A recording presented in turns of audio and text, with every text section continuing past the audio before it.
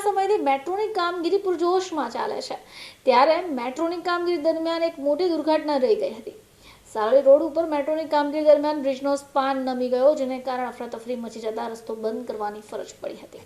મેટ્રોને જે સ્થાન નમી ગયું છે ત્યાં આગળ હવે શહેરનો ખૂબ મહત્વકાંક્ષી પ્રોજેક્ટ પૈકી એક મેટ્રો પ્રોજેક્ટની કામગીરીને લઈને ઘણા સમયથી પ્રશ્નો થઈ રહ્યા છે। મેટ્રો કામગીરી દરમિયાન ટેકનિકલ ખૂબ મોટી બેદરકારી સામે આવી રહી છે। મેટ્રોનું જે સ્પાન છે એક તરફ નમી ગયું, જેને કારણે ગમે ત્યારે ધરાશયી થઈ જાય તેવી શક્યતાઓ છે। સારોલી પોલીસ સ્ટેશનના પીઆઈ એસઆર વિકરિયાએ જણાવ્યું કે મેટ્રોના અધિકારી દ્વારા આ ઘટના અંગે જાણ કરાઈ હતી।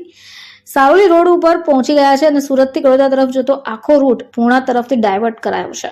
મેટ્રોની કામગીરી દરમિયાન સ્પાનમાં કંઈક ટેકનિકલ ખામી હોય તેવી હાલમાં ચર્ચાઓ થઈ રહી છે।